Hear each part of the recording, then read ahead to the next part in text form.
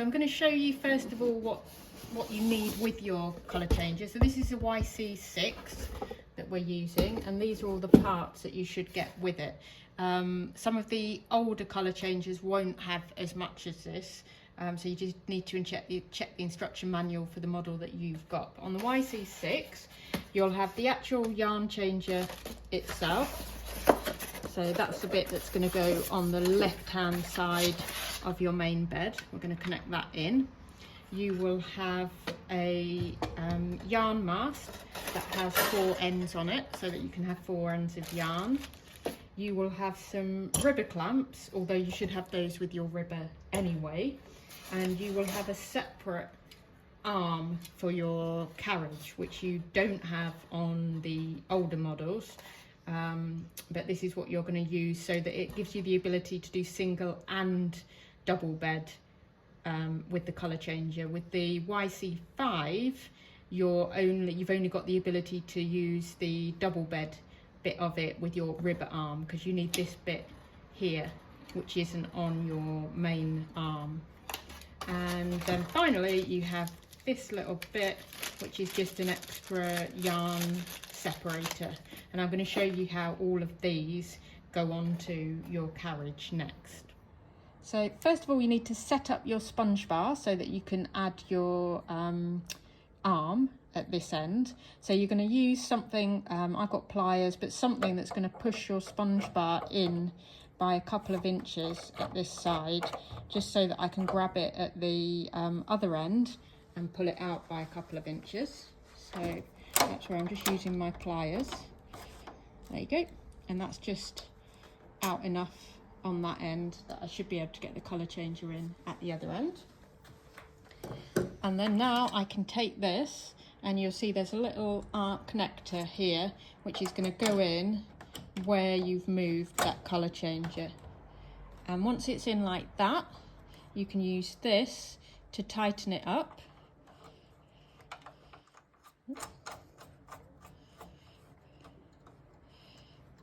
Until it's as tight as it will go.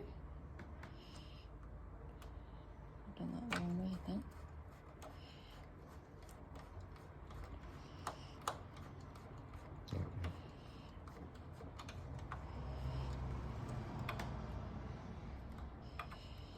Yeah, there you go. So that's as tight as it go, and that's on the end there. So this is now set up. So the next bit is to feed all the yarns into it. So now we're going to put in the 4-way colour mast.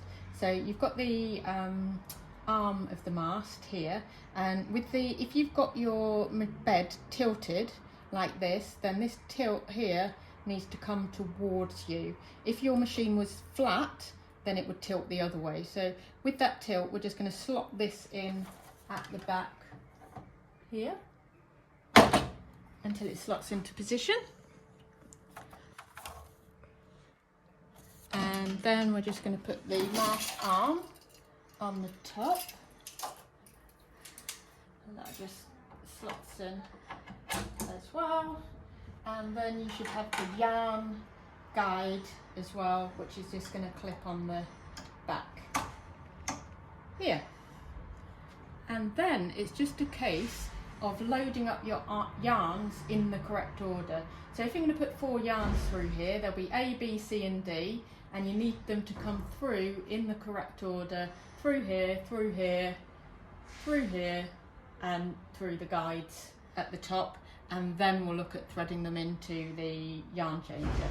So I'm going to take colour A first of all, and I'm going to do that one on the left. And this is where you just want to make sure, by setting these up correctly, you're going to minimise any possibilities of yarns getting wrapped around each other.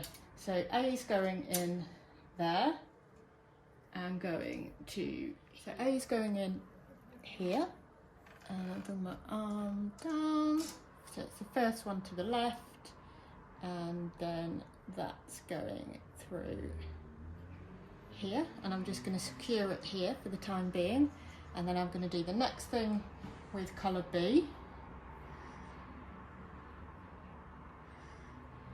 in exactly the same manner. So now B comes here at the front.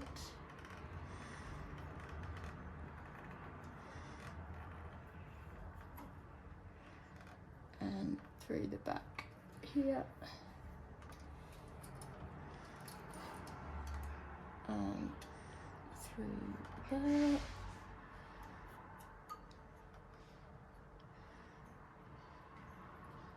And through the next arm. Okay. And into that. And then I'm going to do exactly the same for the other sides. So we now got C. It's going through the front here. Then it's going through the inner at the back. It's going through, oh, wrong way.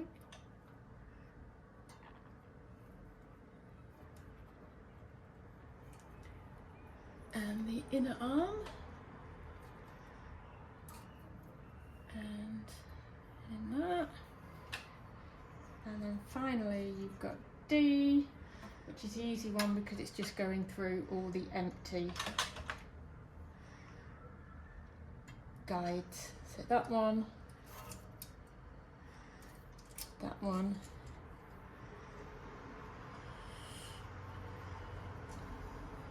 that one, that one, and that one. And so those are all set up. Now we just need to get those into our colour changer. So A, B, C and D. Then they're coming up to here. A, B, C, D.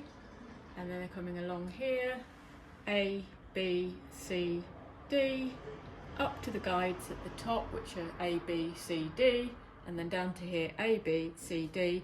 And then what you should have is at the front here, you see they're not crossed over at all. They're all nice and spaced out so that when we take these down to the yarn changer, they're going to come down like this. Oh, that would happen. And they're all going to be not crossing over each other. So they're going to be feeding through in the right order. But I'll show you how we're going to feed that into there next. Okay, so now I've got all four colours lined up in the correct order, and you can tie a knot in the end of them, or you can just bring them down and wrap them all around your ribber clamp down here.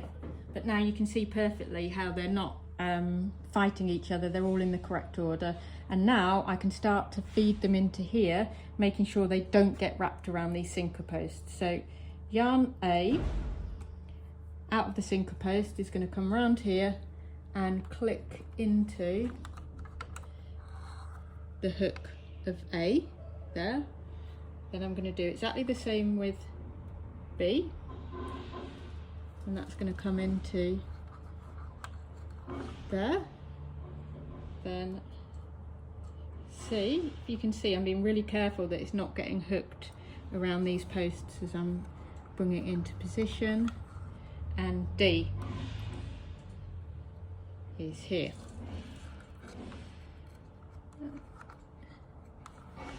Ooh. There you go, and now all four are fed in nice and evenly, and nothing is wrapped around any of the others. I've now got my separate arm that came with the YC6, so I'm going to attach that to the carriage. So just screwing that on there, and then depending on which colour you want to start off with as your first colour, you pick one of these from here and you move it across, making sure it doesn't get wrapped across any of those. So if I'm starting with colour D, that's really nice and easy. I can bring that in and bring that into there like that, but I can pick any of the colours as my first one and feed those across. I just need to make sure that it just doesn't get wrapped around the others. So say I want colour A to be my background, I'm going to bring that out and it's going to come behind all of these and then go into there. So that's in nice and securely, and you can see that it's not impeding any of these yarns here. And then the final piece you've got is this little yarn separator, which you don't need to use all the time, to be honest. In the video where I'm just doing the plain stripes, I won't have this attached. You might use this if you're knitting Fair Isle or a fluffy textured yarn, and this goes on the left hand side of your knitting, and it goes under the needles, and then these two bits go through the sinker post so that it ends up like that, and that's going to keep some of your other yarns in check as you're going backwards and forwards.